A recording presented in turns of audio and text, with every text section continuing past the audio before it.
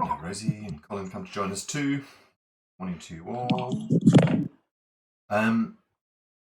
This morning, I've been thinking about things, and that's always a bad start.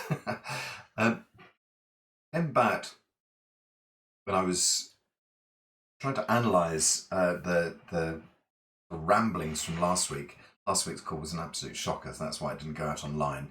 And that was something to do with the fact that my moving house had been such a stressful, traumatic period. As you can see, I'm now kind of settled into my environment with a sort of, a few things organised, more or less. Not so many boxes around. Life feels slightly better, and I don't feel quite so traumatised. They say it's the sort of the third most stressful thing in your life beside losing a loved one and having a terminal illness or something like that. I forget what the exact factor is, but yeah, it's certainly been quite a tough time. However, enough of that. And it just made me wonder about the use of this call and what I was actually wanting to do with it and where I was wanting to go with it. And so one of the things that that came about was that I thought a long time ago, I used to channel information. So I don't know if that means anything to anybody, but I used to use what I referred to as my guides to help people with information. And it was surprisingly successful. I didn't expect it to be. If you've ever tried to do something like channeling, you'll know how that kind of works, which is that the second you start to say things, the second that things kind of come out of you that you don't know quite where they've come from, you assume that you're making them up. You just assume that it can't possibly be right and that it must just be coming from some part of you, deep inside, some sort of twisted part of you deep inside.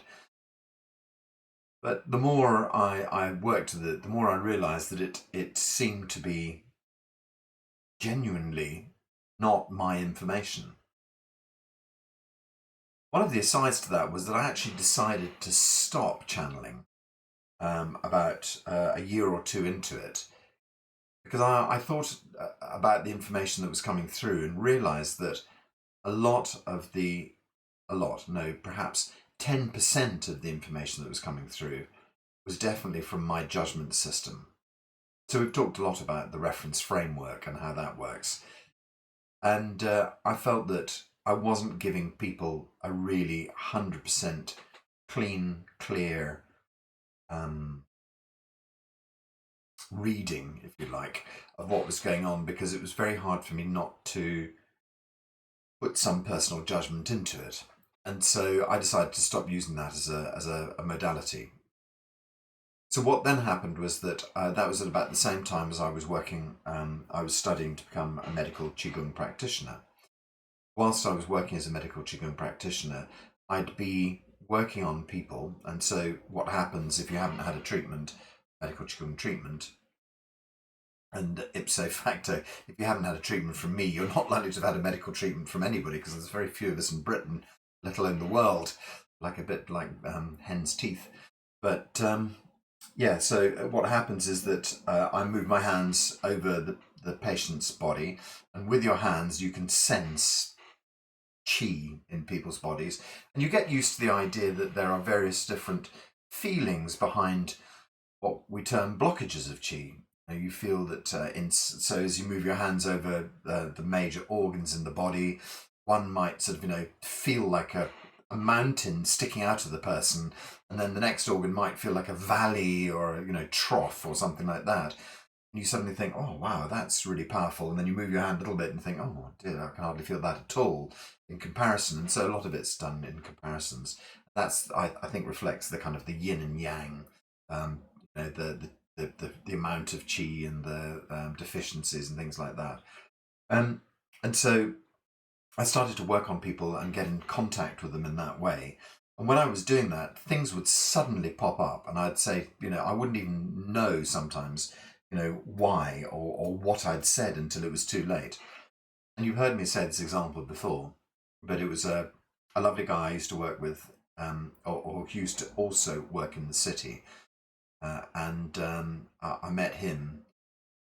He came for several treatments with me, and I was just thinking, gosh, it feels very blocked. I can't understand what's holding it back. And out of nowhere, I said to him, "Why did you stop playing music?" And then there was this kind of deafening silence in the room, where I was thinking to myself, "Who said that?" Where did that come from? And the guy, and he just burst into tears on the table right there and then. And then a whole sort of thing came out, a huge chunk of his life story came out about him not having followed a path as being a very talented classical organ player. And yeah, he just hadn't followed his life's work, basically. And a huge release came through that. But for me, the biggest shock was not that it had been so extraordinarily accurate. The biggest shock was that, I'd said it without even thinking about it. And so when you're working on someone, you're in a very sort of present place and not really sort of thinking much, just being very present and feeling into the whole situation. And so for my body to decide to speak at that stage was quite a shock to me. It was kind of, my voice sort of echoed around the room, and I was kind of thinking, literally, who said that? That was my first thought, was who said that? And so it felt like very sort of clean, clear information having come through. And so having first phase, which was actually sitting down face to face with people and answering their questions and reading, for them, as it were. That was an interesting start to the process.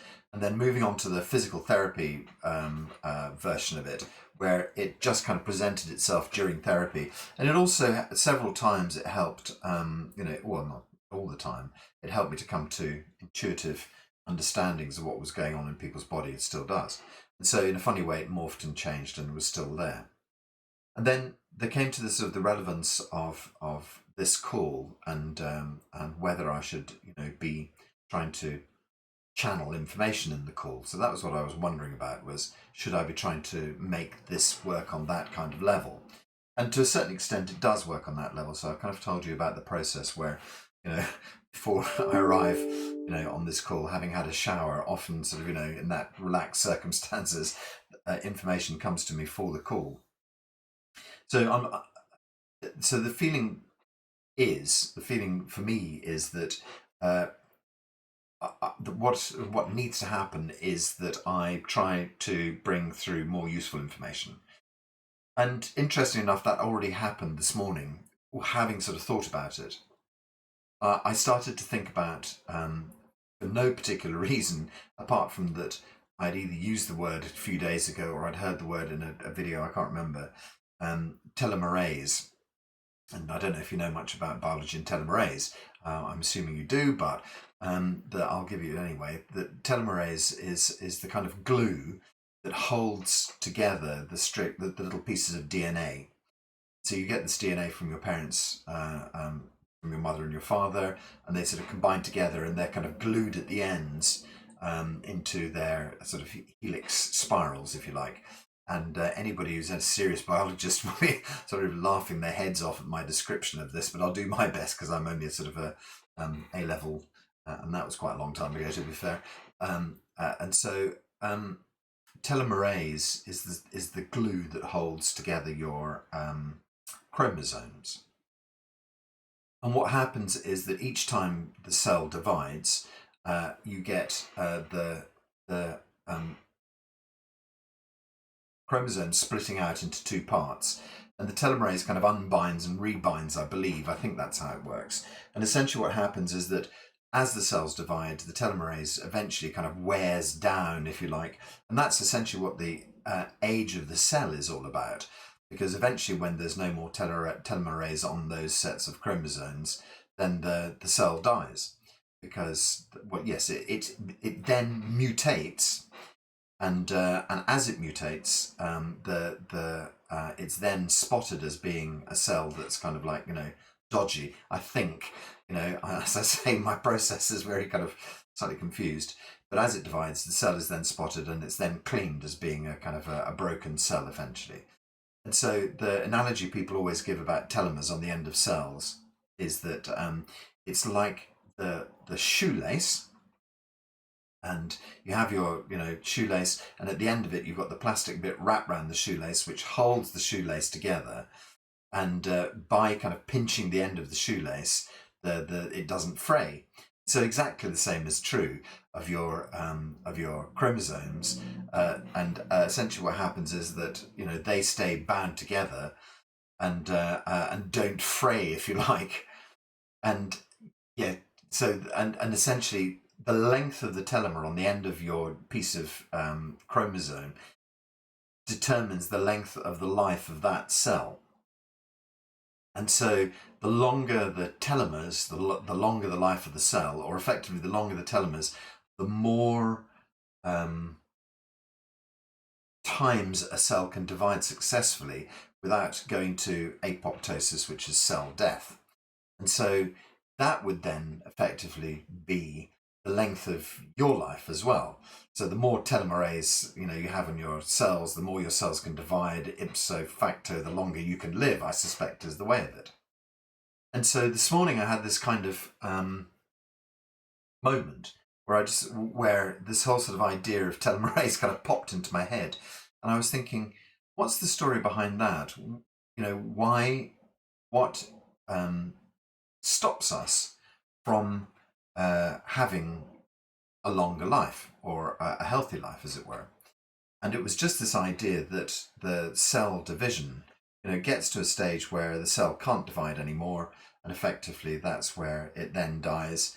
And so telomerase is obviously a very important enzyme to have in your body. So the next thought came to me, I wonder what stops telomerase from being produced, because if you can produce lots of it, that should be one of the factors to giving you a long and healthy life. And so this moment came when I suddenly realized it's actually fear and stress that inhibit the production of telomerase. And so it goes back to telling the story. That was my kind of moment of intuition, that fear is the factor that shortens cell life. In fact, the phrase that then came to me in this moment of inspiration was frightened to death. And we often say, oh, I was frightened to death. And I thought about that, and I just thought, frightened to death, and then there are these extraordinary stories of people who have such deep shock that their hair goes completely white overnight, or they have such deep shock that they literally fall down dead. And interestingly enough, there's fewer instances of that story around these days than there used to be. So when I was training in medical Qigong, there were lots of references to instances like that, but they were quite historical at that stage. And so I don't think so many people get frightened to death these days. And I think the reason for that is that we have a much more scientific understanding of what goes on in life. We have, we've looked at things in much more depth. We've seen images in horror movies and things like that, and thrillers. And so to a certain extent, we're slightly more inured to modern life. Whereas if you'd lived on a farm in the middle of rural, Scotland for all of your life, and then one day a fighter jet. It used to happen to me all the time when I lived in southern Scotland. You'd be out in the fields. I had a very kind of free-range childhood. Be out in the fields wandering about, and then an American fighter plane would scream over the hills, just literally over the brow of the hill, over the top of your head, doing low, flying, and it would scare you, really, really scare you. And farmers used to regularly phone up the American air bases around where I lived and say, one of my cows died of a heart attack, you owe me a cow. And it was quite true, they literally had never seen anything like that. It came roaring over the field above them, and it just killed them stone dead. Their hearts just stopped. Poor cow hearts, which were due to be stopped shortly later, by some sort of beef-producing plant or whatever, but killed by the American Air Force shortly before their time, I think. And I'm sure that the Scottish farmers obviously charged very well for their quality stock. It is a heart-threatening. Can you imagine, that kind of level of shock with no knowledge behind it? I remember it doesn't quite fit. It was a story called The Gods Must Be Crazy, a film that I saw in the 1970s when I was in South Africa.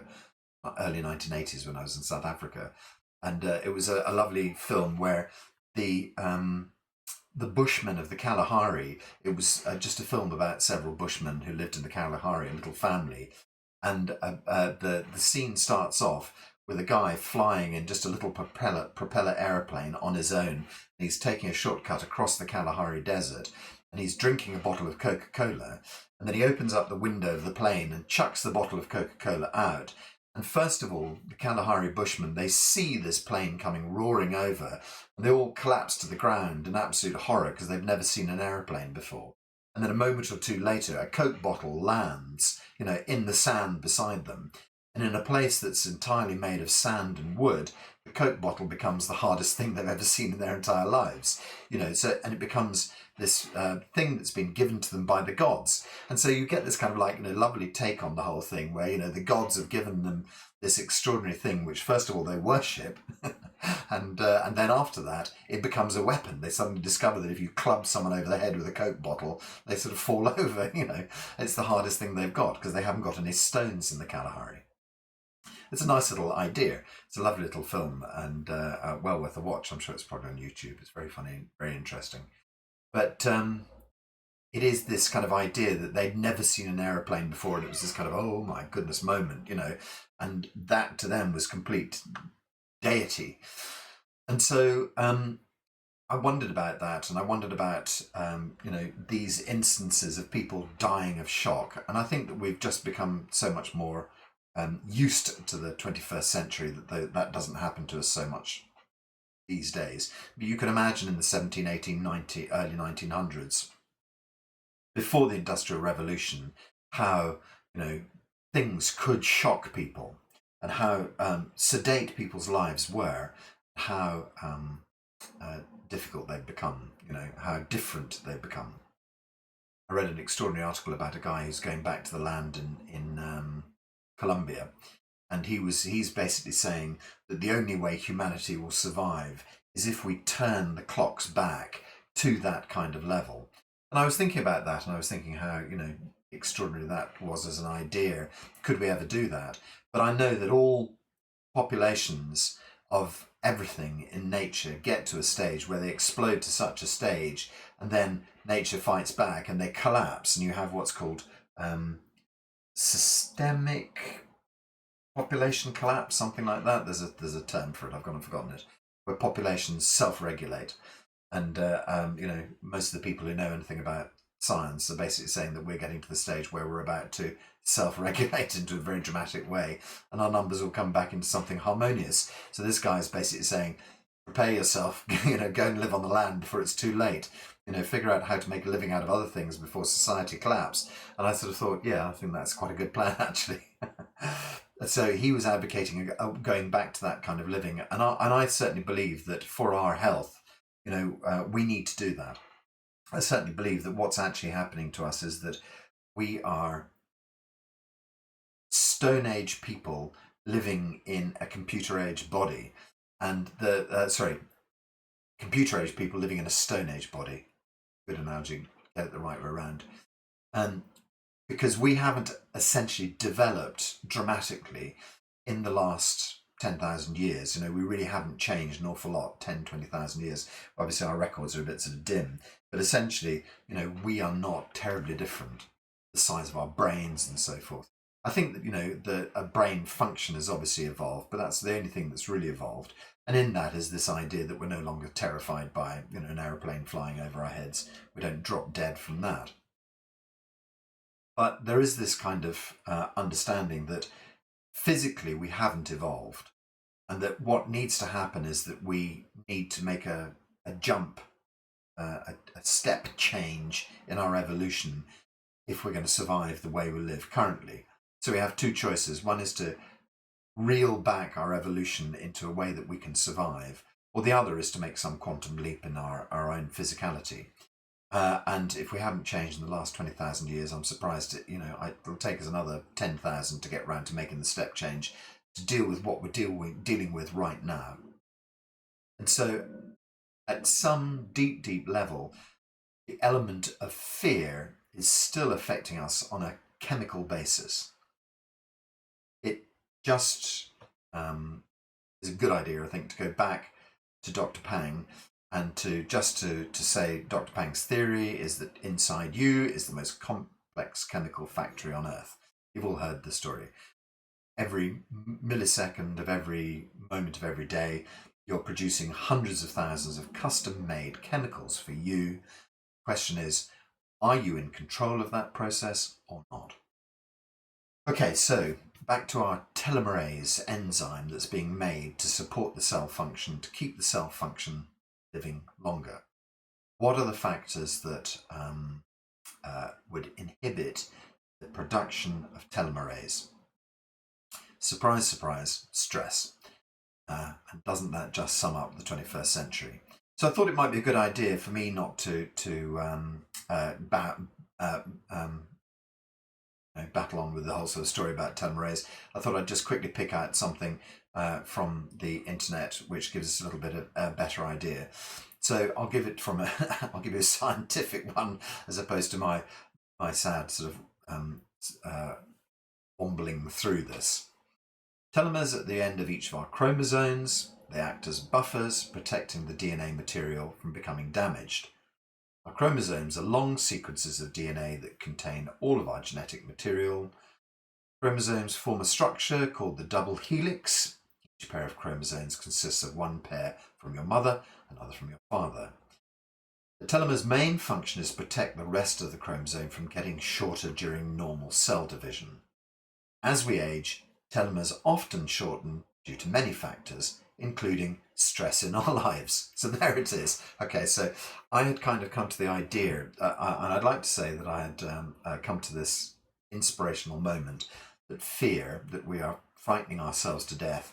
Before I read this article, it was this notion of frightening ourselves to death that that made me go looking up this information. Okay, so it says recent studies show that patients over 60 who have longer telomeres are healthy from heart and immune-related diseases. Okay, and then he goes on and gives a little bit of history about the cell division. It says, what is telomerase? It's an enzyme in our bodies that helps us maintain the protective telomeres located at the end of all chromosomes. Then, how do you know if it's working? You can have a simple blood test. What can increase your telomerase activity? Diet and lifestyle can improve your telomerase activity. Okay, so diet and lifestyle we understand. The standard American diet, characterized by high intake of red and processed meats, sweets, refined grains, and higher ratio omega-6 to 3s, has been shown to be highly pro-inflammatory to our bodies. So I'm sure you're all familiar with the acronym for the standard American diet. It's SAD. SAD, sad, and you think to yourself, how perfect that is. It is terribly sad, the standard American diet. And then it says a low protein vegetable fruit diet with high in omega-6 to 3 ratio 4:1. I'm sure you know this story. If you have high omega-6s, it's bad. If you have low omega-6s, they're better. But you have to get the ratio right. In a normal diet of 6 to 3, the standard American diet, often that is 20:1. What it's really supposed to be is 4:1, 6s to omega-6s. So it's about bringing down those omega-6s in your diet. Of course, by having this kind of much more low or lean protein vegetable fruits and so forth, that brings the ratio down. You can also supplement. So, taking your omega balance is always a good idea. And then it says, reduce your stress. And I think that's just a very, very sort of straightforward thing.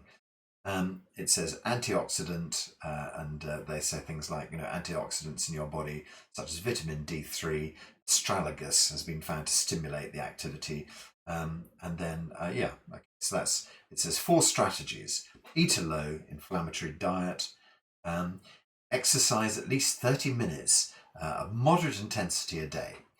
Practice different types of stress management, example, yoga. Ooh. Of course, that should exactly say, example, Qigong. It doesn't, because they don't know about it, and that's what I'm working on. It says take antioxidant supplements and fish oils and D3. It says, in conclusion, a poor diet and a sedentary lifestyle are known to promote inflammation and oxidative stress. And obviously the reverse of it doesn't. And so that's, just the kind of the technicalities behind the telomerase production. So I had this inspiration that we are frightening ourselves to death. And it's basically, I know that in Chinese medicine, fear and stress are basically functions of the kidneys. And then, of course, when we look at the kidneys in a biological way, we see that all the stress hormones are produced by the adrenal gland. And if you don't know biology, the adrenal gland sits on top of the kidneys. It's almost like the sort of the hat of the kidneys, the kind of controller, I suspect, of the kidneys. And so that is how the sort of the enzyme system is tied into the kind of kidney system, if you like, at that level.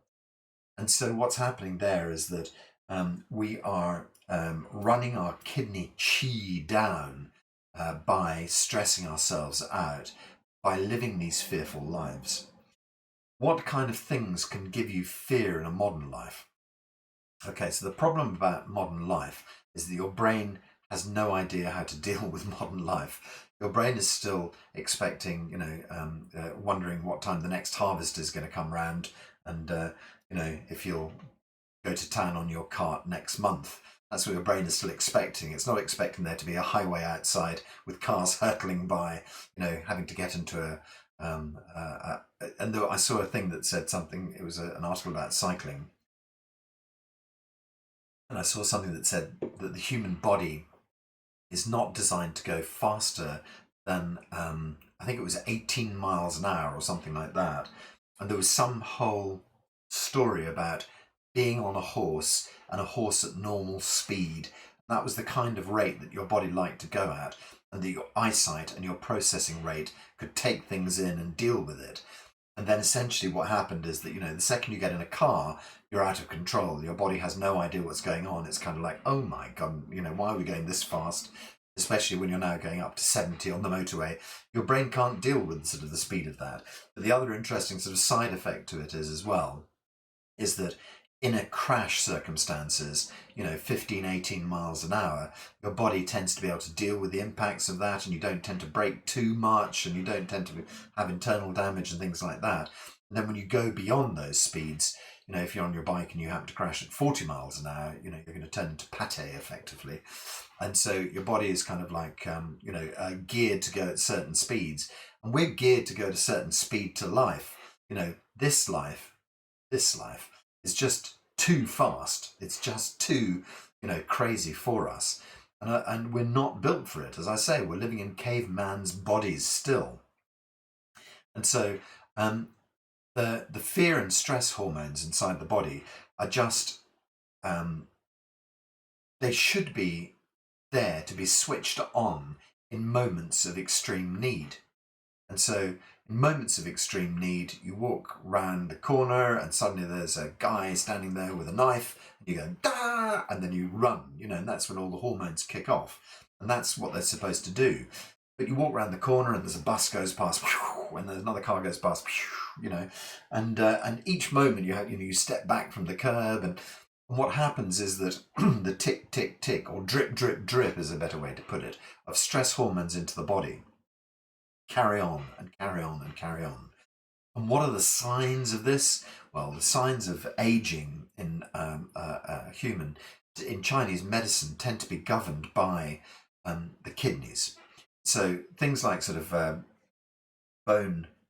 brittle bones, things like greying hair, bits of grey on my beard, losing hair, the loss of hearing.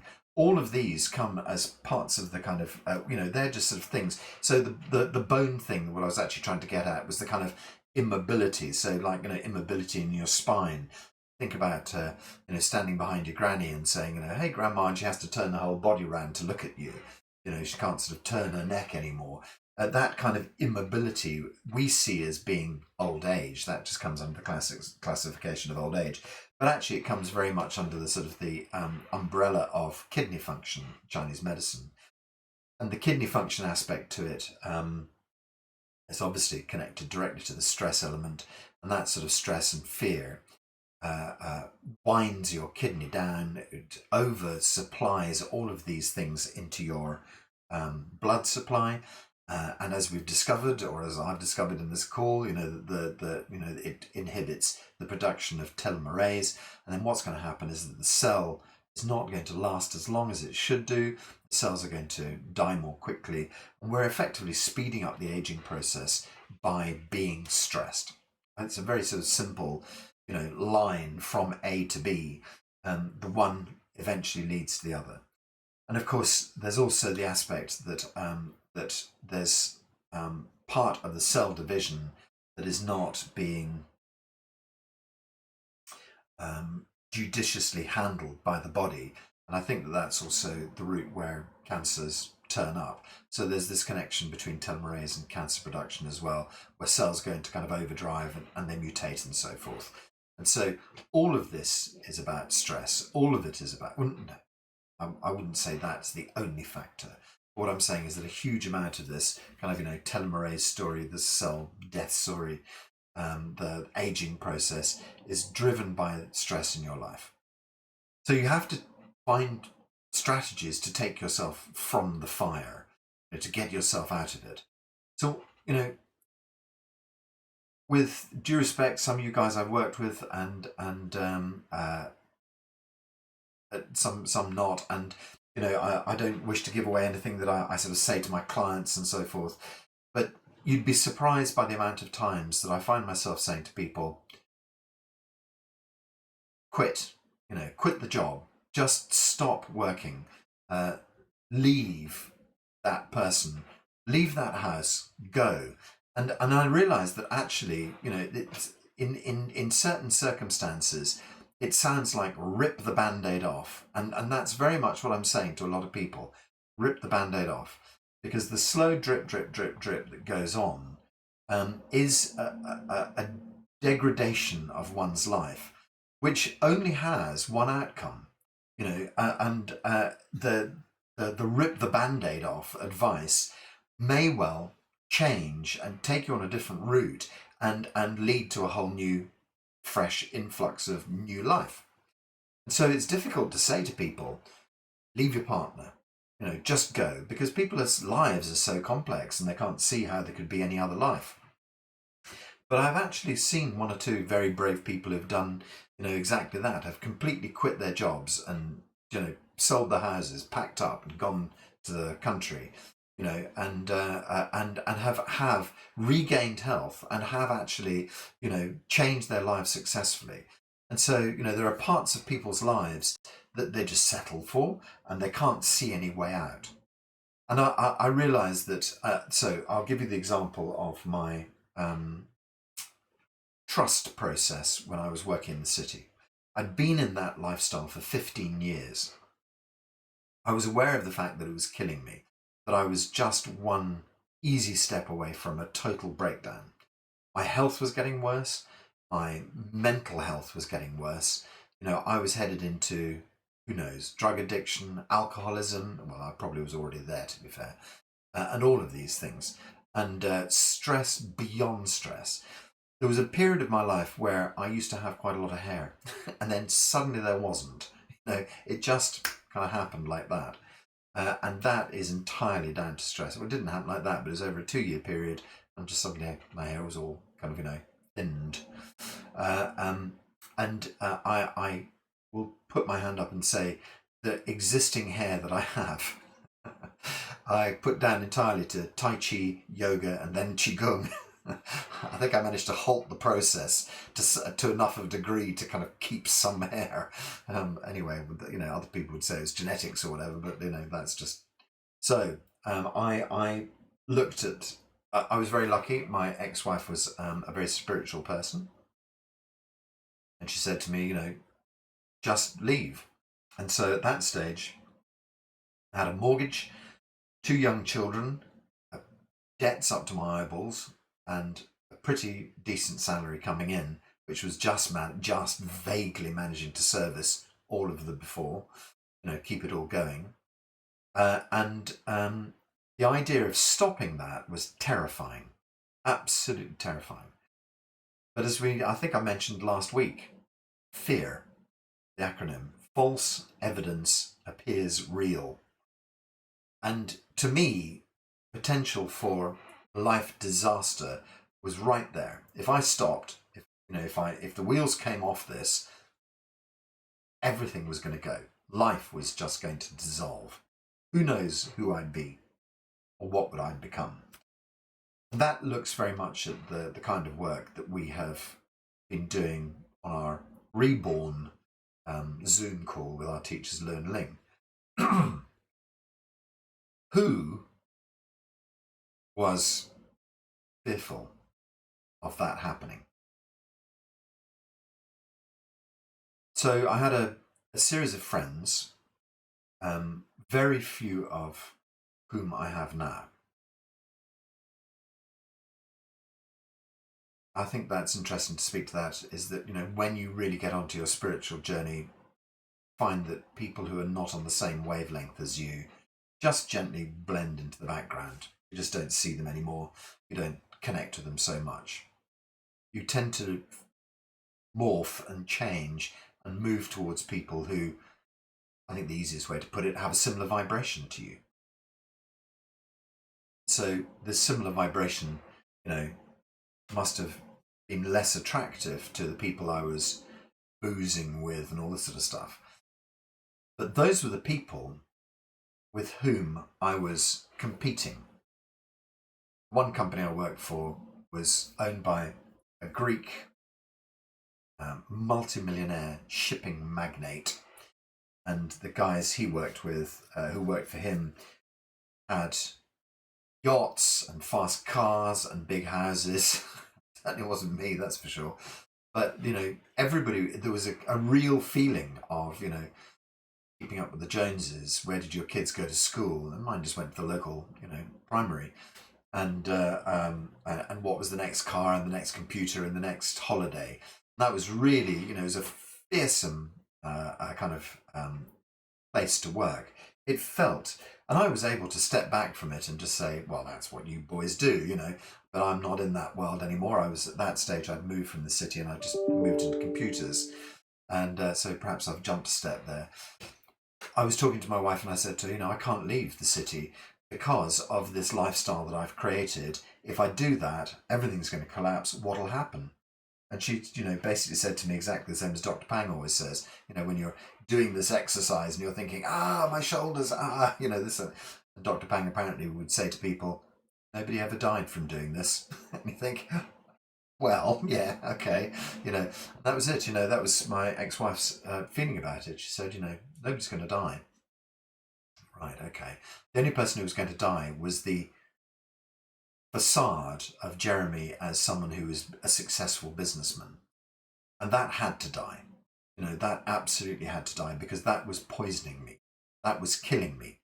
So we had to kill that part of my ego. I had to be brave enough to do that. And so one day I decided, and that's why I say to you regularly, Qigong saved my life. I realized that part of the ego had to die. And so I detonated my life there. And the second I took the decision to do that, the day I took the decision to do that, I spoke to my boss and I was about to say to him, right, let's go out for lunch because I've got something to tell you. And one of my colleagues stood up on the desk that we were working on and said, I'm just going to go and see the boss. She came back about 15 minutes later and said, I've just resigned and I'm leaving. And I kind of went, hang on a minute, what the hell's going on here? I'm supposed to be the one doing that today. So I just sort of stayed quiet, and the boss came out and he said, Jeremy, come with me, we're going out for lunch. Oh, that's really weird. I'm sure I've told you this story before. Anyway, we sat in the pub all afternoon on the wine bar, drinking wine all afternoon. And he was giving me promotions and giving me new clients and giving me, this is where we're going to go, this is what we're going to do next, and all this sort of stuff. And eventually he said, the only thing you've not said is that you're kind of happy or on board with this. And I said to him, no, I've been listening for a while now, and I think I'm going to tell you that I'm resigning too. And he kind of went, what? And then the extraordinary thing happened. He said, don't resign yet, please. He said, I'll give you a sort of a payoff to stay. And so out of the ashes of potential disaster, I was given albeit small, but it was like, sort of 3 months salary, or, if I stretched it, 6 months, mortgage payments or something like that, to not leave the job. And so suddenly out of nowhere, I had security that allowed me to take that jump. But if I hadn't had faith in the whole thing, if I hadn't believed it was going to be possible, I would never have done it in the first place. If I just thought to myself, there's nothing out there, I have no idea what to do, I have no idea who to be.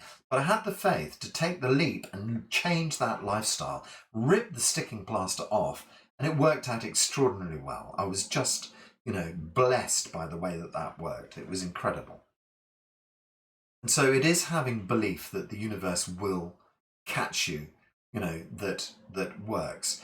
If you go into something with a very negative mindset, thinking, oh, it's a disaster, it'll never work, I'm sure this is going to lead to no good, bingo, that's what you'll get. But I had faith and belief that something would come of it. And so what actually happened was that I thought, no idea, but I'm going to do it anyway. Put up my resignation. The guy said to me, stay, I'll give you this small lump sum to stay. And obviously I was able to, the interesting side effect to it was that from that moment onwards, I became astonishingly successful at my work, because I no longer gave a crap about anything, and the work started to flow in a way that it hadn't done in 15 years. So I had 6 very successful months working for them. And actually, in fact, it didn't even last 6 months. I think at the end of 5 months, I'd helped replace myself and someone else. We'd got a new kind of, set of guys in place. I handed over my accounts and I gently drifted out a month earlier than I should have done. Still got my payment. 3 days into my retirement, a friend phoned up and said, do you want to come and help me at my company? It's kind of like doing computers, something completely different. And I said, yeah, I'd love to do that. And so, the universe provided. And since then, I've jumped twice again, and it's done exactly the same thing. So the rip the Band-Aid off approach, if you believe that you deserve to have better, if you believe that you can heal yourself by making a radical change in your life, then rip the Band-Aid off. That's the news here. What does ripping the Band-Aid off look like? I think that ripping the Band-Aid off might look like saying, I've heard Jeremy talk about the centre in Xi'an. I'm just going to pack my bags and go there for 2 months. I don't know anybody in China. I don't even know if they speak English. All I know is I'm going to go and I'm just going to solve my life. I'm going to spend 2 months in deep meditation with a bunch of Chinese people and, heal myself. And then I'm going to see what happens next. What else might it look like? I'm going to sell up my house in the centre of London and I'm going to move to a crofter's cottage in Scotland. Okay, there's obviously, be careful of making yourself extremely isolated and lonely. I think there's good lonely and there's bad lonely. So, pick and choose wisely. The way you rip the Band-Aid off.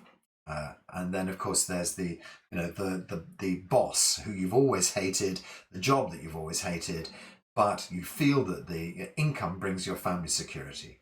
Okay, so if you lose your house, if you lose your job, there's a structure where your kids can still go to school. There's an undeniable, somebody will be there to pick up your skill sets at some sort of level, some sort of way. There'll be somebody there to say, yeah, you can help me. If you've been working in a whatever, if what I'm trying to say is that there is some version of a new life that you can do. If you were to walk out of your job tomorrow, there'll be some working in a pub, working in a whatever. Yeah, we don't have pubs anymore, do we? Working in some sort of, where you can get £9 an hour, where you can tide yourself over till you can fix it up. There will be something. There will be family who can help you. There will be somebody who can support you, a friend who will take you in. You're not going to die. In the Western world, we have structures. In America, well, maybe not. I'm not so sure. And so if anybody's, watching from America, you might get this idea that, perhaps that is slightly more dangerous.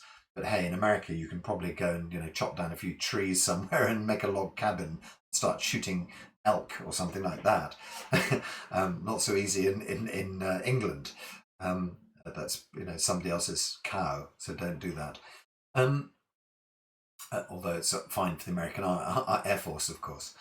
So yeah, I'm espousing bravery here, and I'm saying what is the worst that can happen. I'm saying that what we need to do is to switch off the drip, drip, drip of cortisol and the likes into your kidneys. What we have to do is to rebuild our kidney strength, take the stress out of our life. And of course, there is a case to be made that, you're going to stress yourself by pulling the Band-Aid off. But the point is it better to have 10 more years of drip, drip, drip, slowly driving you towards an early grave, or is it better to have 2 weeks of 2 months of massive stress and then no stress at all afterwards? And I would say it's better to plunge yourself into crisis and come out the other side as a new person, because crisis is never what it seems. Crisis is always an opportunity. It's always an opening. And so what seems like a terrible ending is always a great new beginning. And you just have to trust that that's true. You just have to gird your loins and dive into it full on, in the absolute belief that you know where you're going. Maybe you don't know where you're going, but you know that where you are headed is where you would like to be. There's an ancient Chinese proverb that says, if we carry on going the way we are, we may well end up where we want to be. You think about that and you think, right, so we may well end up where we were expected to be. So that's the idea, is, if we're headed down this path, we'll get to disaster. That's where we're going. So, we have to change our choice. We have to move in a different direction and make a choice to go to somewhere new, not just the place we were headed anyway, not to disaster. Okay, so having said all that, I think it would be useful for us to have a tool to mitigate the worst of this situation. And we were working last week very briefly. We got into the sounds from Dr. Pang's work. And I think it's a good idea just to perhaps try and work with those sounds for another few weeks, just to become more used to them and to sort of embed them into daily life and to see the power or experience the power of them. And so my suggestion to you is that you could use the kidney sounds to really boost and calm your kidneys, but used as a little Qigong set. So the way to view the sounds is that you use them as a part of your daily practice. And so in one of the kind of questions about how on earth do I do 4 hours of Qigong a day? I can't hold my arms up for 20 minutes. How can I do 4 hours? The answer to that is that you can space your 4 hours out through the day, and that you can intersperse various different practices that don't involve you holding your arms out for 4 hours. And so one of the obvious practices is standing Qigong. And standing Qigong on its own is quite a tricky practice. It takes a while to get used to it. But the key to standing Qigong is quietening your mind, really. That's one of the sort of the most difficult parts about standing for 20-30 minutes. But intrinsically, if you can build up the strength in your body enough to stand for 20-30 minutes, that is a practice you can do. If you sit and do La Qi for an hour, there's a practice you can do. If you do the sounds therapy for 45 minutes, that's another chunk of time taken up. And then you do lift you up, port you down in the morning, and perhaps you do body mind in the evening. But actually, it feels to me that those probably work better the other way around. I like body mind in the morning and lift you up in the evening, and because you find that body mind is quite a kind of energizer. And so imagine spending your day as doing a body mind set in the morning, and then doing La Qi healing for an hour afterwards, and then in the afternoon you might do sacred sounds for 45 minutes or an hour. In the evening you might do lift you up, put you down, and then you might stand for half an hour afterwards, and then suddenly you've done 4 or 5 hours worth of Qigong in your day. I realise if you're doing work that becomes slightly more tricky, but if you're on a healing path, you can certainly devote that kind of time to doing that amount of healing. If that is your primary focus, is to get better and to change your life, find a way to work these different aspects of Qigong into your life. So when someone says I did 4 hours of Qigong, they don't mean my arms were out for 4 hours. Sometimes they do. My arms were out for 4 hours, but it's very rare that they mean that. What they really mean was they were doing different types of Qigong during the day, different therapies. And so if you went to the medicines hospital, you'd wander around the many courtyards and you'd find a group of people doing lift you up over there, another group of people doing La Chi sitting over there, another group of people standing in the next courtyard. And, people would sort of know timetables and would work out their own days to be in the different classes. So, and that, in fact, as it seems to be pretty much how it works at Xi'an as well. I stumbled across a class that was a specific tumour healing class in one room, but I went next door and they were just doing La Chi in general next door. Then out in the courtyard, they were doing a long lift you up, port you down session. And so, I think ultimately, as you all know, that's what I'm hoping to provide here in the UK one day. That's exactly the mirror of what I would like to, do. And I haven't checked this morning's lottery ticket, but perhaps the universe has provided. Let's see how that goes. Okay, so the meat of the conversation is tones. So, physical body, physical chi, very kind of, or physical matter, very kind of meaty layer of physical work. Stretch the muscles, lengthen the sinews, blah, blah, blah. That's very, very much on a physical basis. The next layer up we look at is the chemical, emotional kind of layer of things, electromagnetic, electric layer of things, which is kind of above the actual physicality of the body. This is the kind of layer that sort of, acupuncture and healing, homeopathy, things like that work into this sort of section of the whole thing. And I think the next layer above that is the meditation, is the yi layer. So we have the sort of the chi layer, which is the body, the yi layer, which is the kind of the information layer, and in between that there's this sort of sandwich of kind of varying degrees of chi, which are more refined and come into this kind of electromagnetic kind of layer and things like that. And so this is the kind of layer of healing we're looking at when we're using sound therapy. So sound therapy works on energetic layers, if you like.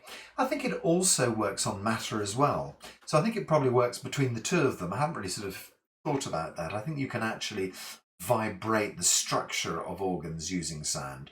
And I know that by using the diaphragm, and by using tones like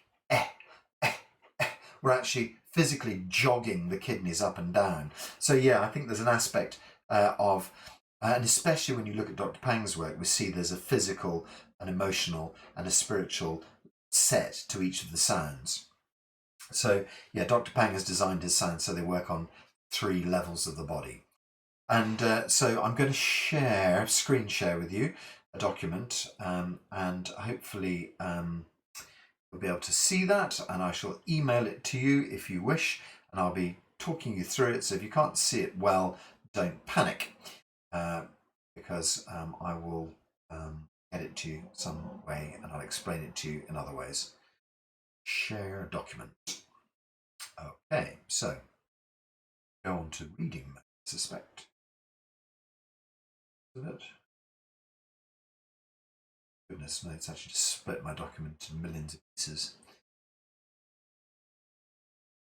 Press this button and see what happens. No, that hasn't worked at all either. Never mind.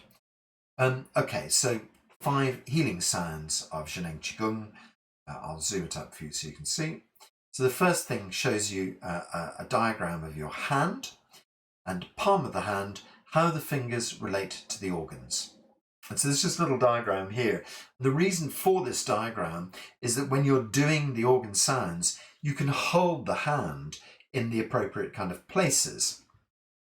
And so in this case, if you're holding the tip of your little finger, you're stimulating the kidney. And if you're holding slightly further down on the little finger, you're stimulating the bladder. The tip of the ring finger lets you stimulate the lung, and the base of the ring finger lets you stimulate the large intestine. You'll see the point in between that says Sanjiao, and Sanjiao is effectively part of they call it the triple burner system. It's an overlay in Chinese medicine. It's about, I suppose you might suggest that Sanjiao is about holism of health in the body. So by stimulating Sanjiao, it kind of pulls stuff together, I would say. If you've got middle finger and you're holding the tip of middle finger, you're stimulating heart. If you're holding the very base of the middle finger, you're stimulating small intestine. And then pericardium is the heart muscle. It's the muscle that goes around the heart. So the middle of the middle finger, you're squeezing into the section between the two joints of the middle finger. You're stimulating the actual heart muscle, the pericardium. If we go on to our index finger, tip of it, you're holding the liver and stimulating liver. Then the base of it, you're stimulating gallbladder.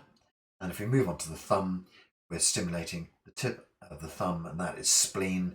If we go down to the base of the thumb, that is stomach.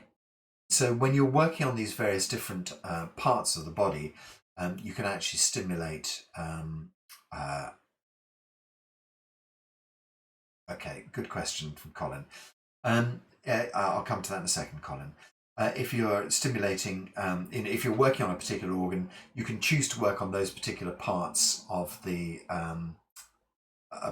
body that go along with the tones. And I think that Colin's question was, is there any difference between hands? And no, there's no difference between hands. What tends to, in some sort of systems, the right hand is yang, the left hand is yin. So if you were getting really refined about it, perhaps if you were, I suppose, I haven't really thought it through, Colin, but I suppose if you wanted to really work with kidney yin, you might work on the left hand. And if you wanted to use kidney yang, you might work on the right hand. But that's the only real kind of differentiation I can think about. We tend to, I could try and refine that slightly for you. I suppose in the tones, the idea is that what we're doing is tonifying. It's a kind of an Americanism. We're tonifying the organ. The idea is that if you're kind of toning the organ, that its balance will come back into balance. But if you are working in Chinese medicine terms, you could get very, very specific, and you might say that there's a deficiency of qi in the stomach. So we might want to add more yang qi to the stomach. Therefore, we might use the right hand rather than the left hand. But generally speaking, we're not really working on those levels of diagnostic ourselves. So I think that just use your instincts with it.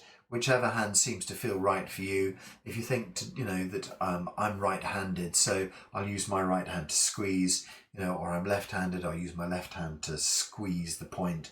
Then that is fine. Don't go into the detail of it too much.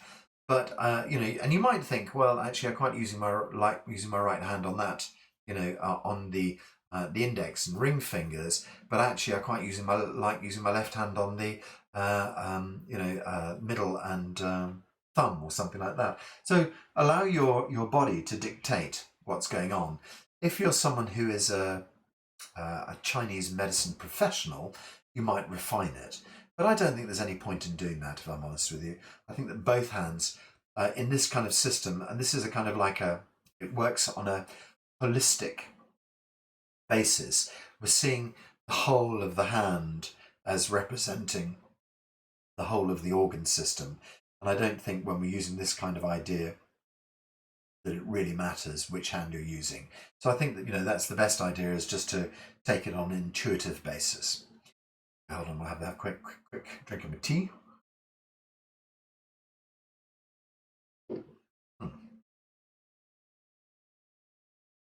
Gosh, that is good tea. Okay, so now let's move on down, and I'll just read this through for you for the guys who can't read it on tiny wee phone screen. Do the exercise sitting or standing. Hold your open palms in front and level with each organ as you make the sound. Alternatively, whilst using the healing sound, you might hold the related fingertip on one hand with the other hand. Okay, so you could just do your hands, you can just do it with your hands in front of, so if you're standing and you've got your hands, or sitting, you've got your hands up in front of your lungs or up in front of your heart, that's fine. Or your hands in front of your liver, hands in front of your spleen, and kidneys around the back. So you can actually put your hands all the way around the back and hold your kidneys, which tends to be an uncomfortable position to hold for 5 minutes, but you know, if you want to, you can. But alternatively, you can just put your hands on your ribs at the front and imagine your kidneys at the back. So that's the easy thing to do. But if that doesn't work for you, putting your hands in those postures, then you can also do the hand, the fingertips, squeezing the point that's relevant to the sound. Start by locating Hunyuan Palace. So Hunyuan Palace, as we learned from our Lun Ling call, if you've been doing that, is basically behind the stomach. So stomach kind of located, breastbone a little bit down, and then sort of, so I'd say it's probably, I don't know how exactly to detect stomach, but I'd say probably 2 fingers, 3 fingers below the breastbone and deep inside. And that's kind of where we're looking at Hunyuan Palace being. So Hunyuan Palace is just an idea of a field of qi. And we're just imagining this sort of glowing field of energy deep inside us. So we use the tone ling, ling. So you say a long tone, ling, short tone, ling. So we do it 6 times. We'll do that before we get started. But basically what happens is that by saying ling, you suddenly make everything kind of jump inside. That little ling kind of brings your attention to the very core of your body. Hunyuan Palace is about breastbone, stomach level. This is the central connection for all organ qi, the kind of nexus, the energetic nexus of the organs. That's why we're drawing our attention to Hunyuan Palace to begin with. And then it says, prepare yourself by using the tone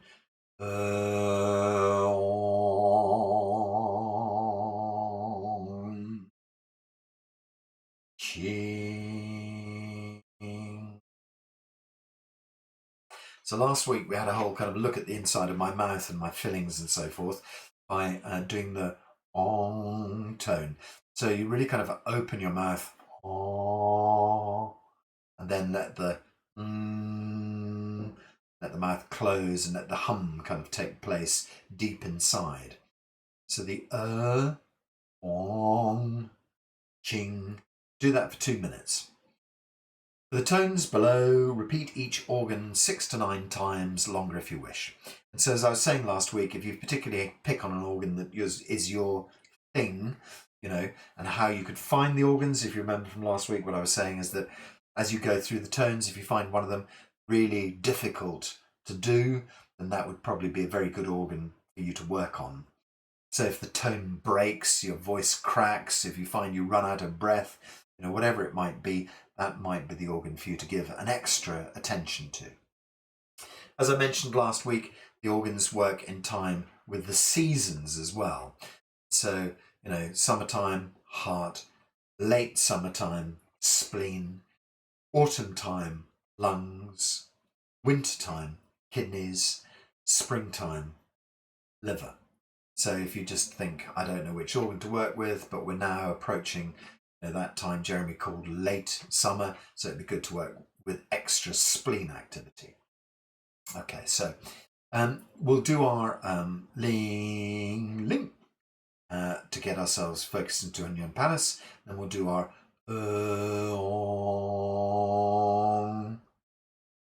qi to prepare the organs for the work. And we'll just have a little look down at the organ part of it. So I'll just see if I can get the whole thing onto one screen for you guys. Screen sharing. So this is the document I developed from Dr. Pang's work. Okay, there we go. So as you'll notice, I've put the letter, the notation of the organ underneath. So as I said to you, I did some research work into this and discovered that the various organs had various different tones. So a heart tone works as a G. I don't know enough about music, and some of you may know more, but that little foray into discovering then brought me to this, to buying myself some tuning forks. So I've got my tuning forks, they've come out of the packing process, and I've now marked them up with the correct tone for each organ. So I see that we've got heart there at the beginning, and then heart relates to a G. And if I have my G and I strike it, okay, let's make that work a bit better.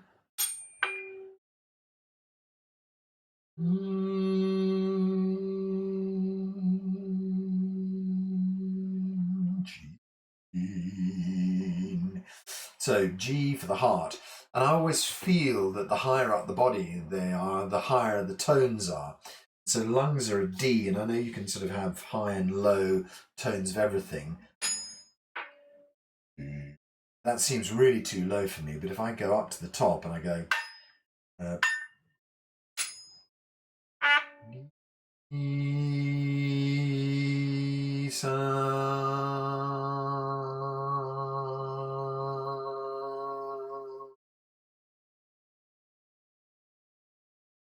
that then kind of changes the I think powers the whole thing up, really. And so yeah, I mean, as you can see, I took it to the nth degree, as I always do.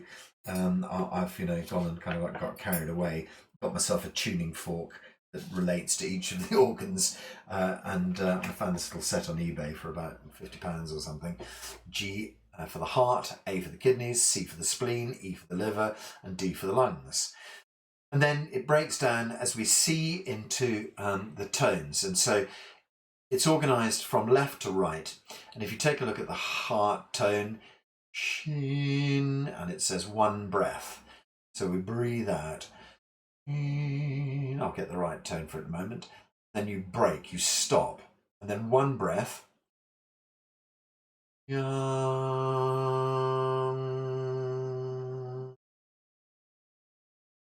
Stop. Then the next tone.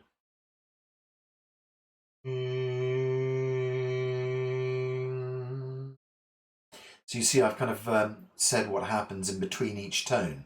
So heart goes one tone, break, next tone, break, next tone, break. If we look at the kidneys, I've noted there that it goes one tone, then break. Then half a breath with you, second half of the breath, in. If you haven't got your tuning forks with you and you haven't got me with you, then don't worry about what tone you pick. Anything will be fine. But as you can see, I've tried to refine and refine and refine till it becomes so refined that it's crazy. Then if you carry along the whole line, you can see that that when you're doing your heart tones, I've mentioned focus, giddiness, and instability going, unconditional love, openness, and happiness arriving. Then focus on the chin. So your mind's eye sits in the chin while you're doing your heart tones. Okay, so that's hopefully that's explained all this kind of stuff that we've got here. And what I'll do is before we get to each tone, I'm going to try and select the right fork, try and make it kind of like so I can get the right tone. If you can't go along with that tone, that's no problem, go along with whatever. And something that I found interesting was a group in Bristol who I came across. And essentially they said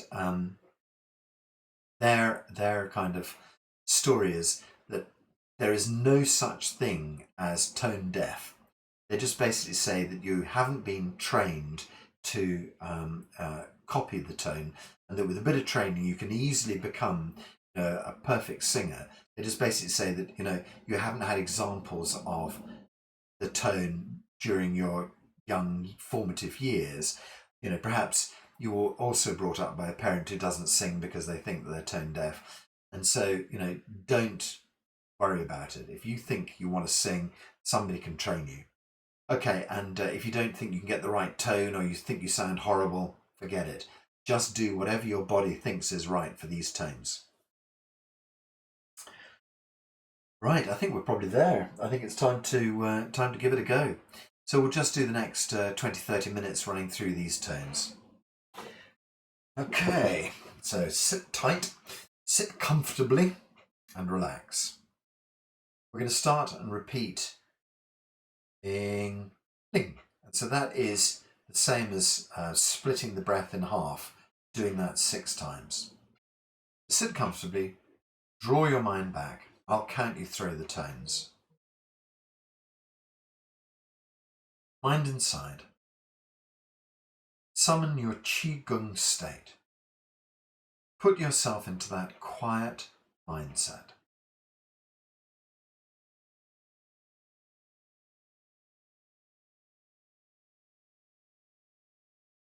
Connect yourself into the earth. Connect yourself to the heavens. Connect yourself into the Qi field around you. Dissolve into Qi. Gather Qi from the Qi field inside you.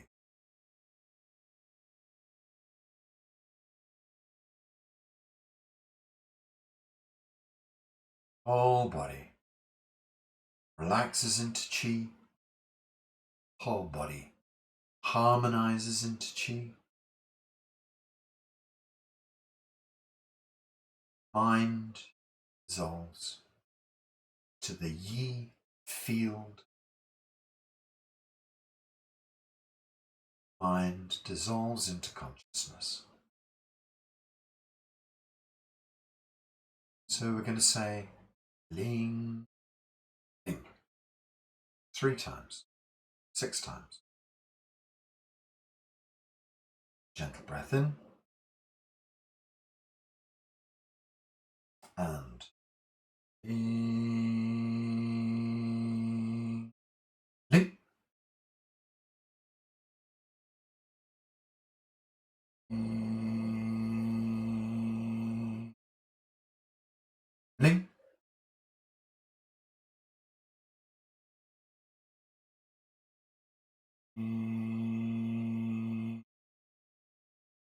ling,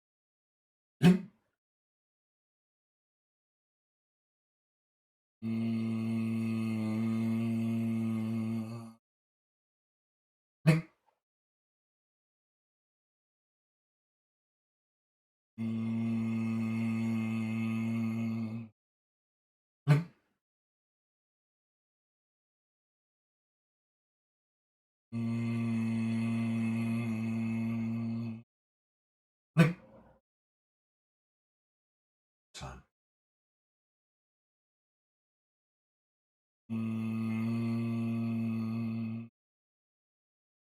Ling. Feel deep, the center of your body. Locating Hunyuan Pan. Feel where that's drawn your attention to. Hunyuan Palace, Qi is abundant.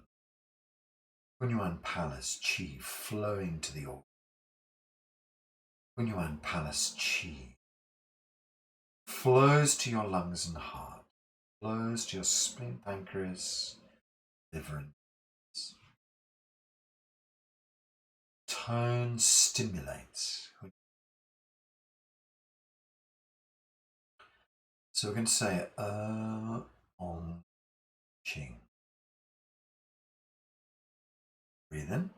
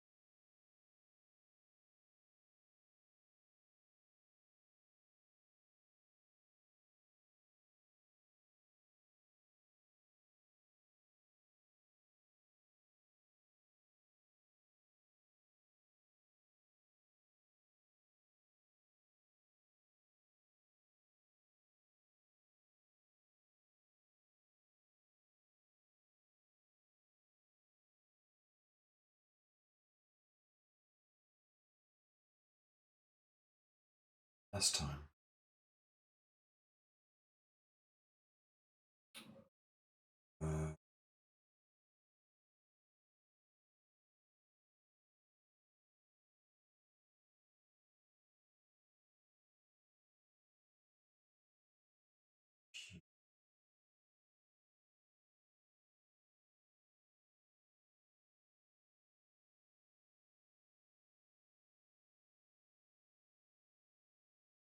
Okay, so work through our tones. We're going to start with spleen. Spleen being late summer. Late summer starts in August, September. So the spleen tone, C. Do high or low. Low C probably.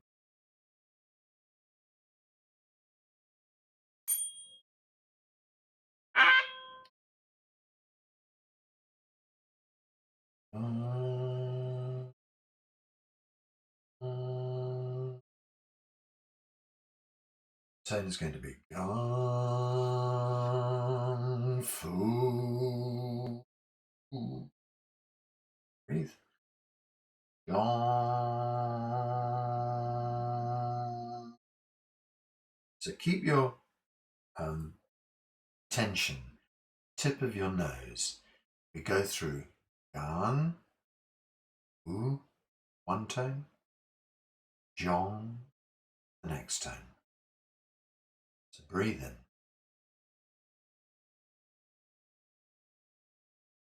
Breathe gently out. Sorry, just to say, if you'd like to hold tip of your thumb to stimulate your spleen, have your hands just in front of your ribs, stimulate your spleen, or just over your ribs. Up to you. Okay, sorry, let's begin again. Then.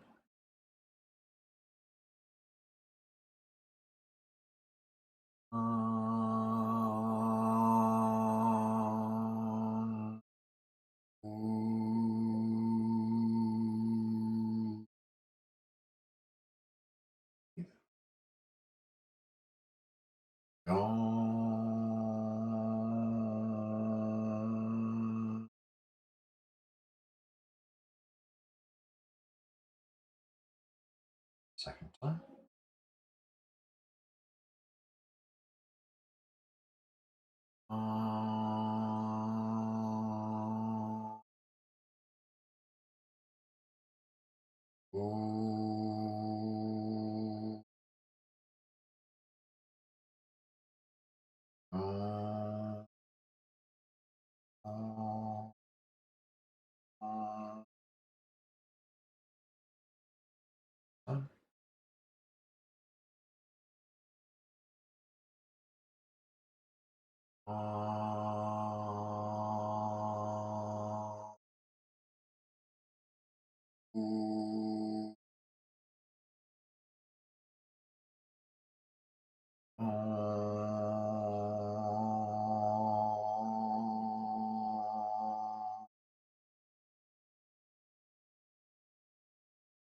And the last time.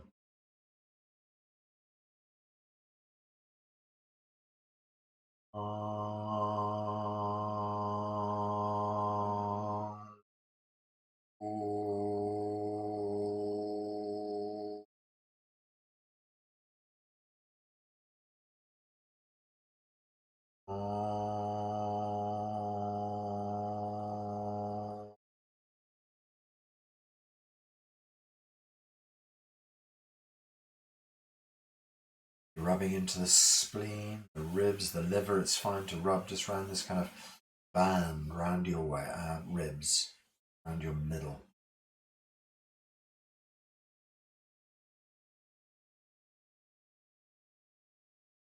Okay, so we're just going to follow the tones through this chart. Next comes liver.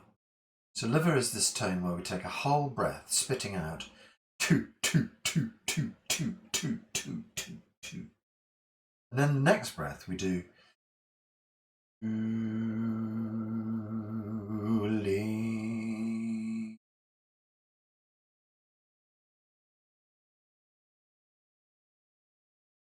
going to use the tone E, note E.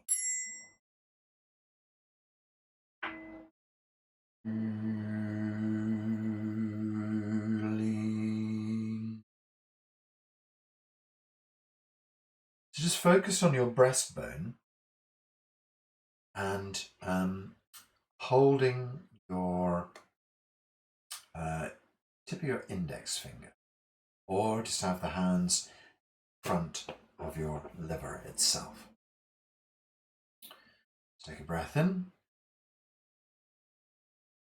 spit out, two, two, two, two, two, two, two, two, two, two, two, two, two, two, two, two. In.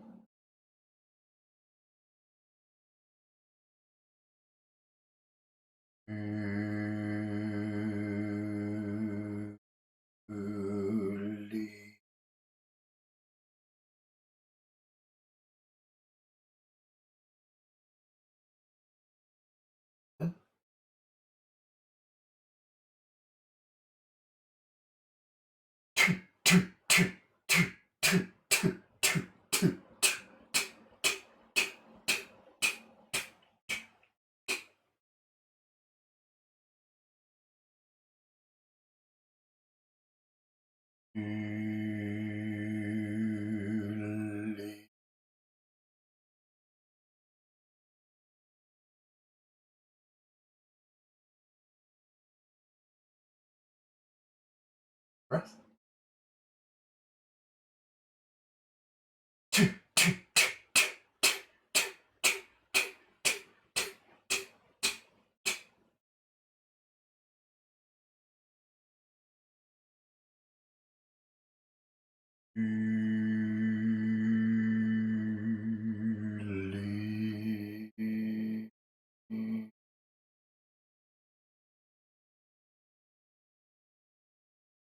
Time.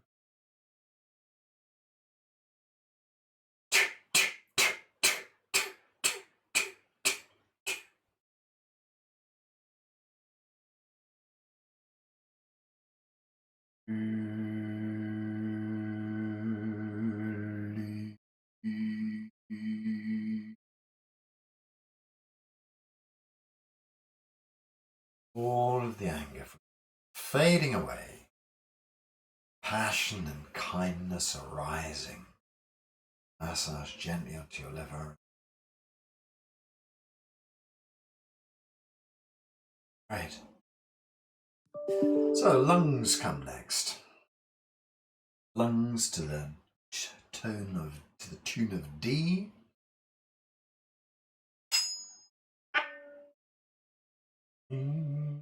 Higher up for lungs, I think. So this has got this funny tone. Say so. Break in your next breath.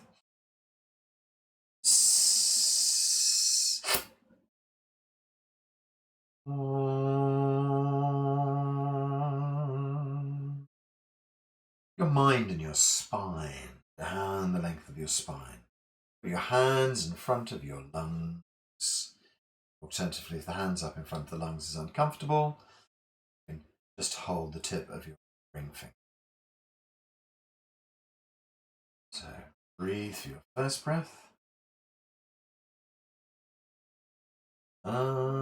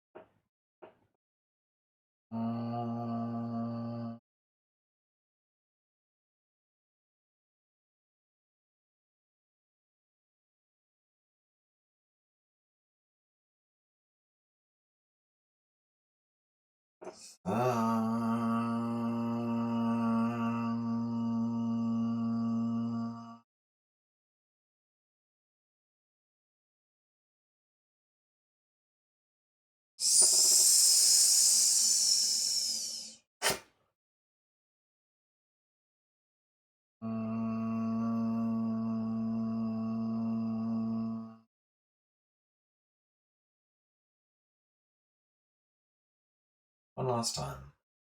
Then.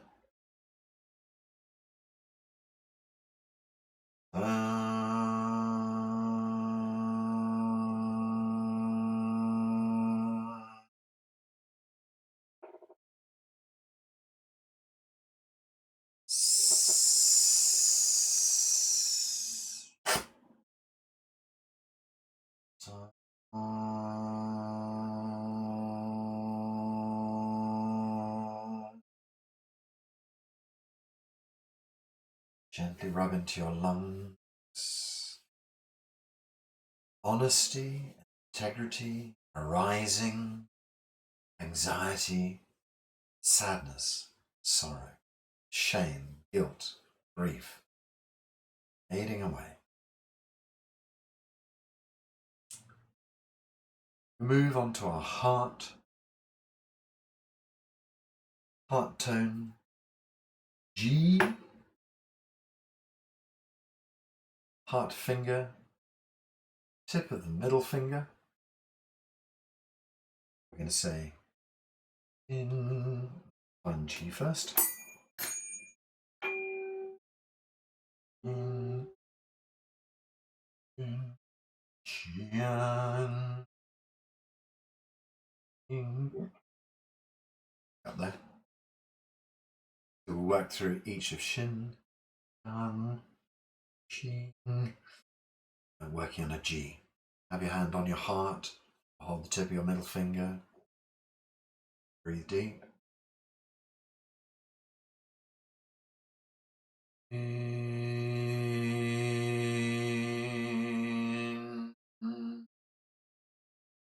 First tone's quite strong. Get slightly softer as we go through. Breathe in. In.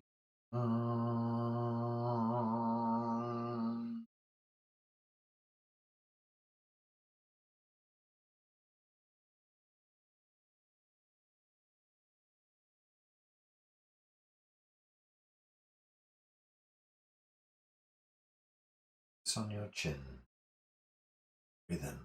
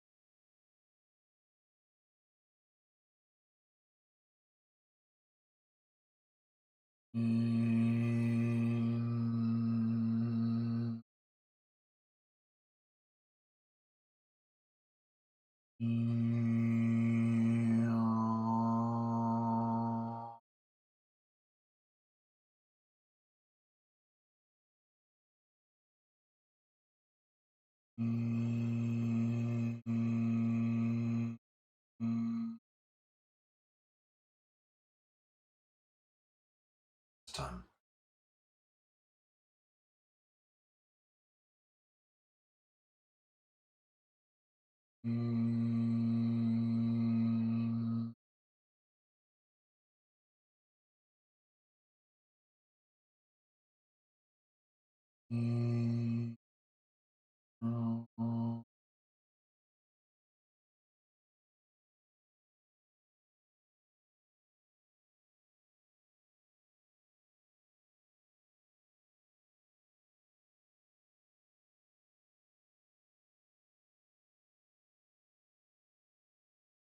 Massaging. Giddiness and instability going. Unconditional love, openness, and happiness arriving. Feel the joy. And last but not least, we put our hands either on our ribs and imagine the kidneys around the back, or we can actually hold the kidneys around the back as you like. Kidney tone goes for a whole breath, and then you, ying, and we use the A tone to work for the kidneys. Let's see if I got the right tone here. A.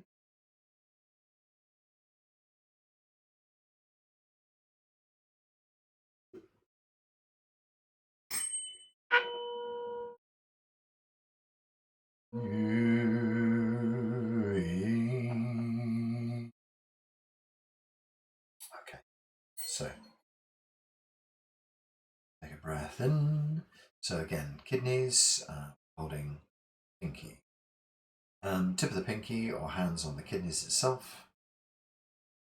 Then, your focus is the back of the head. Just feeling the back of the head as we do this. Pinky into the back. Breathe deep.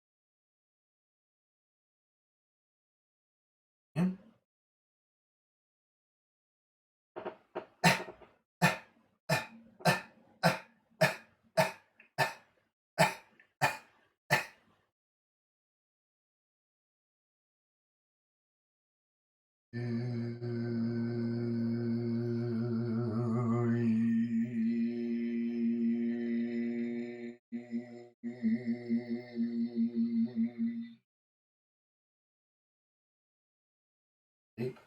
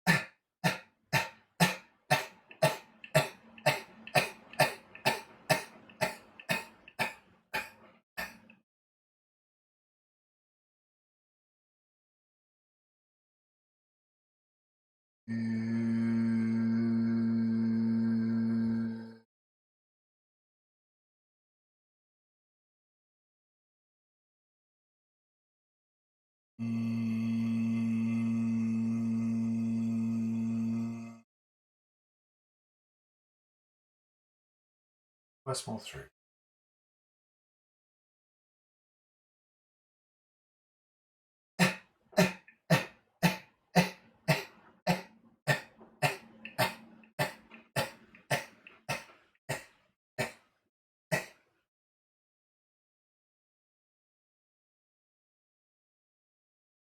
Last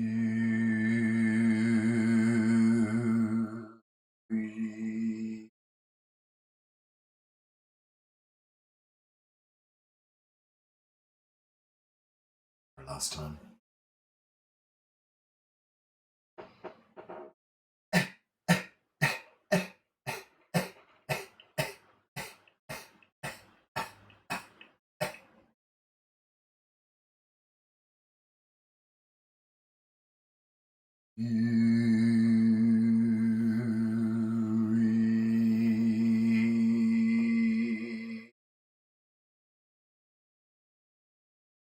So massaging through to the kidneys, massaging on the actual kidneys. Fear starts to dissolve. And when the false evidence appearing real dissolves, then your real wisdom can arrive. Your willpower builds up to see you through problems. So we finish by using the Qing tone again. Just going to say Qing for a minute or two. Breath in.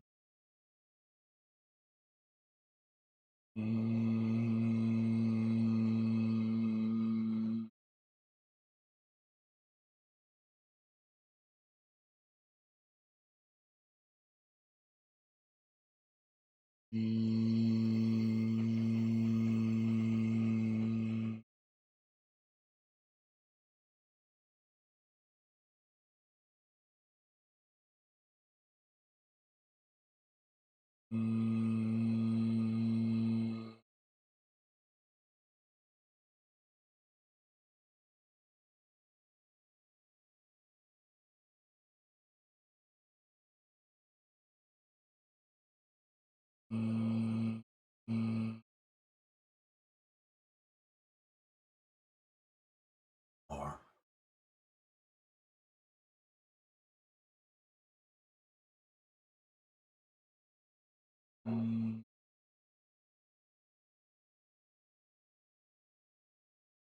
Hands below the breastbone, deep inside Grand Palace. Times Qing.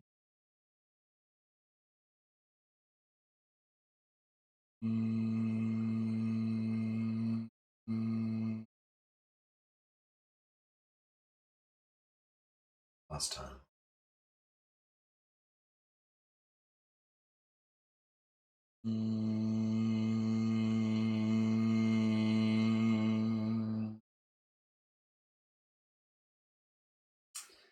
Okay, let the hands lower down to the belly. Circle round lower dantian 3 times, gathering all the qi back inside your body, holding the qi in your dantian. Circle 3 times in the opposite direction, holding qi inside, setting yourself up for your head.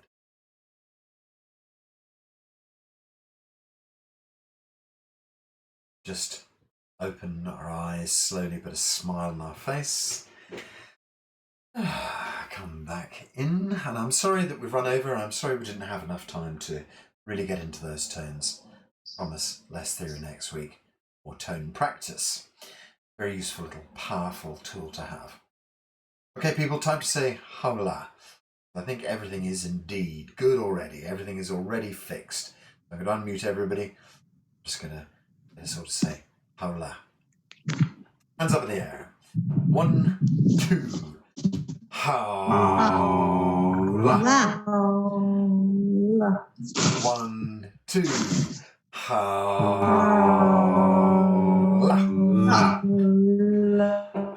1, 2. Hola. Beautiful, very nice. Thank you very much, everyone. Good to see you all. I'll stick it up on YouTube. Oh, hooray! Okay, very good. So I shall see you all next week with a bit of luck, or tomorrow, 9:30 for a morning class, 6:30 for an evening class. I've been telling everybody, don't forget to put your subs in. Those who have, thank you very much. And Sunday, the 9th Sunday, this Sunday, we've got our Health Self-Healing Day. I suddenly had an inspiration halfway through. John might let me do some healing tones on Sunday. I have a meeting with him in about 15 minutes, so I'll ask him if he's up for doing more of the healing tones. Then we can get some more practice in that way. Good to see you all. See you soon. And Thank you. Bye. Hola. Bye. Bye. Bye.